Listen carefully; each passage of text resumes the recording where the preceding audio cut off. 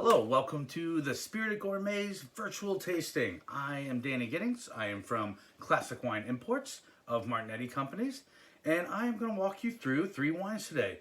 They are all from Chateau St, and we'll talk a little history, we'll talk a little terroir, then we'll get into the fun part. We'll try some wines. I wish we were in person. I hope to be able to raise a glass with you. I've always enjoyed the in-store tastings there at Spirited Gourmet, and super great place, great people, great customers, great you. Without further ado, let's get into Chateau St. So Chateau St. itself is in the heart of Giddings, which is in the southern Rhone, and we're gonna go through some Côte de Rhone because they do some what's called negotiant wines. So they're leasing property a little further north in Côte de Rhone, and even further north than there. But we're not gonna go over too much. I don't want to bore anyone to death here. But I'll talk a little history, a little terroir. We'll get into the wines, the super fun part, obviously. So Chateau St. goes back to 1490. They're currently in their 14th generation of winemakers. So that is just an incredibly fascinating amount of time to be all family owned and operated. Louis Barrault took over in 1992 from his father Henry, who had taken over in 1957. And when he took over in 57, you know, he was doing really kind of, at that time, super cutting edge.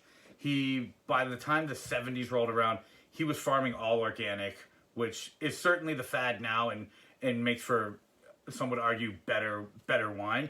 He was way ahead of the curve and doing this in the early 70s, late 60s, early 70s. That being said, unfortunately suffered a stroke, and Louis Barrault, this is 1992, he's 23 years old. He always knew he was going to make wine. He knew he was going to take over in his father's footsteps, but he didn't think it was going to be so soon. He was in Paris working on his MBA, and he had to come back. You know, his father just couldn't handle it anymore after the stroke, so he had to take over, or else if he waited a couple more years like he wanted to, they would be bankrupt and we wouldn't be trying these wines right now. Thank God he didn't. He also finished his MBA, which is incredible that he came back and made wine, and also finished that, going back and forth, Paris to Giddings. So there's an incredible amount of history there. When Louis took over, they were already practicing organic, but he changed how they bottled. He changed how they farmed the land. Everything changed, and the quality level went through the roof. Not that they made bad wine before or poor quality, but it was more of a bulk production, and he had a different vision for it.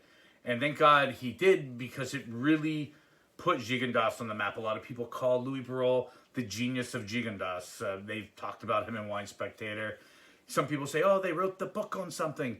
He literally helped write the book on Giddings. There's a number of books that he's helped write that's all about Giddings, which, you know, as we get further into what will be the last wine, we'll talk about Giddings.